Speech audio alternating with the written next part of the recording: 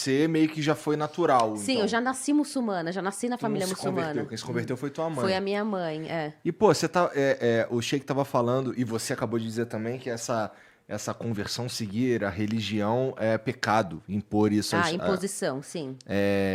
Você tem filhos, né? Eu tenho um filho. Então, como é que seria se ele entrasse numa de, não quero não, quero... Todo mundo me pergunta isso.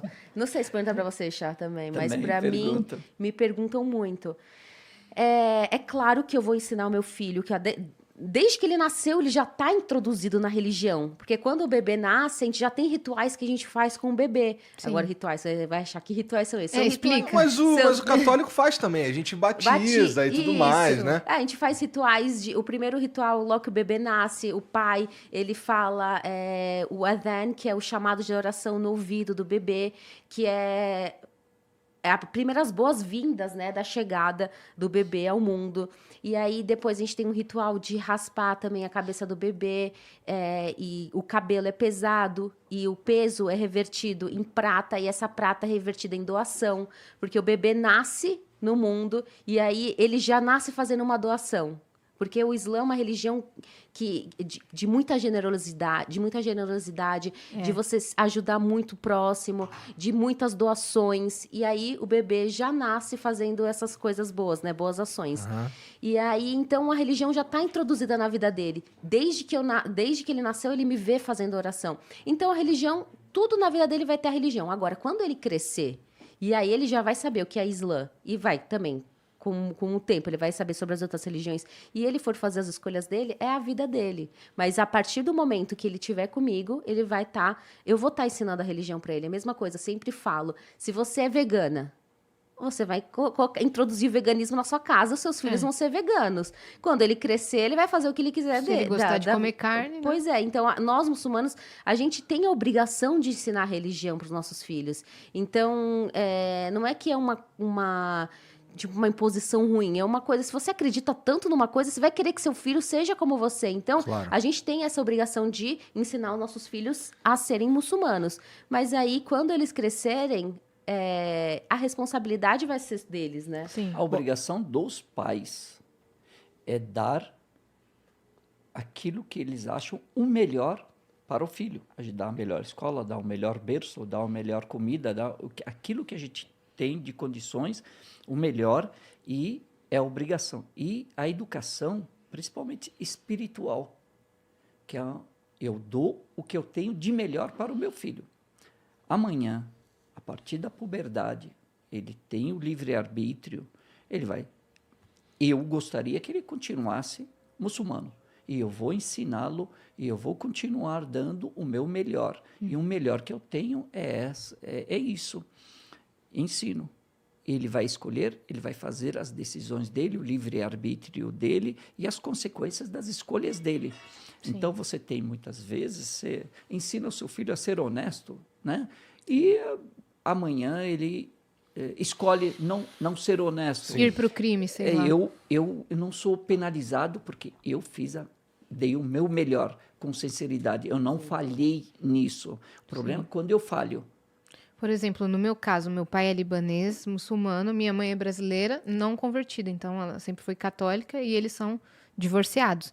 Mas meu pai nunca impôs a religião islâmica para mim, nem para o meu irmão. E é o que ele estava respondendo ontem na caixinha de perguntas que a gente grava junto.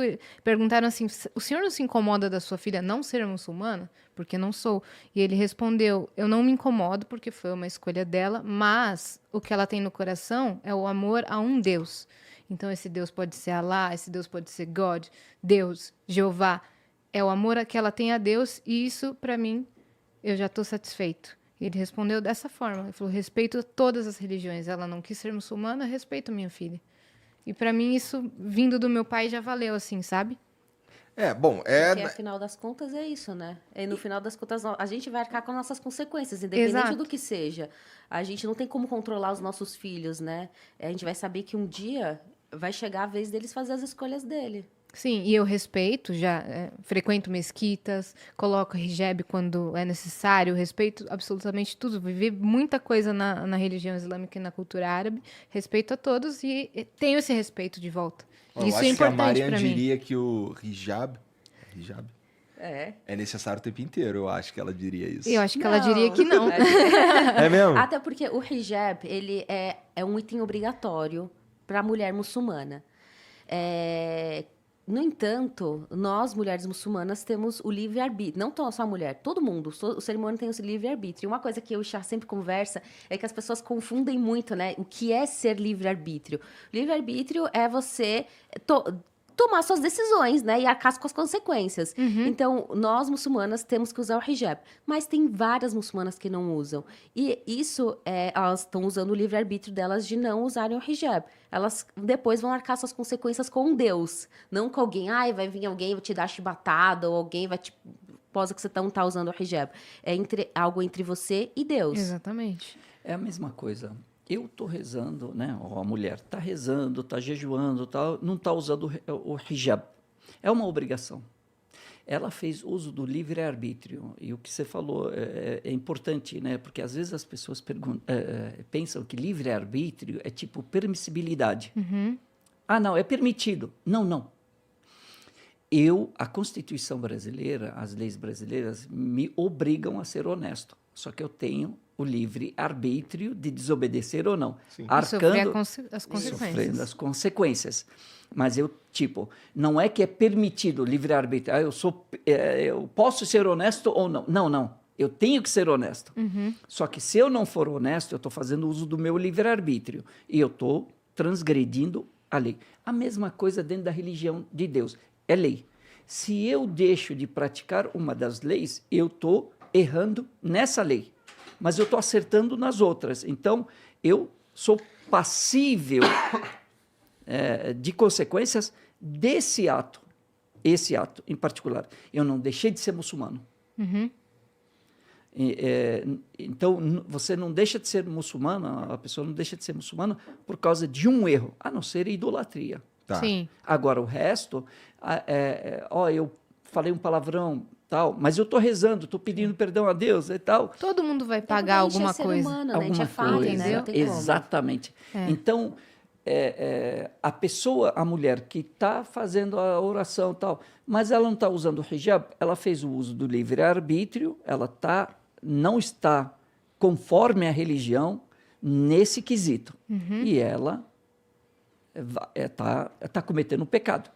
Porém, se ela estiver pedindo perdão a Deus, se ela estiver fazendo... Então, no dia de juízo final, vem a balança das boas ações e das más ações, que é igual com todas as religiões, né? o cristianismo, o judaísmo. Aí você perguntou sobre...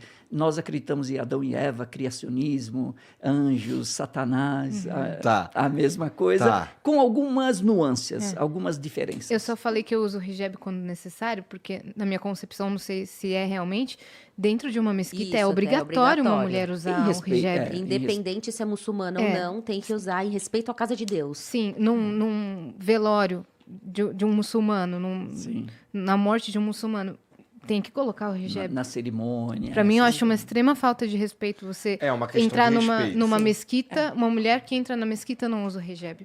É além das suas crenças, é além de qualquer coisa. Você tem que seguir e respeitar aquele templo. Eu entendo. Então,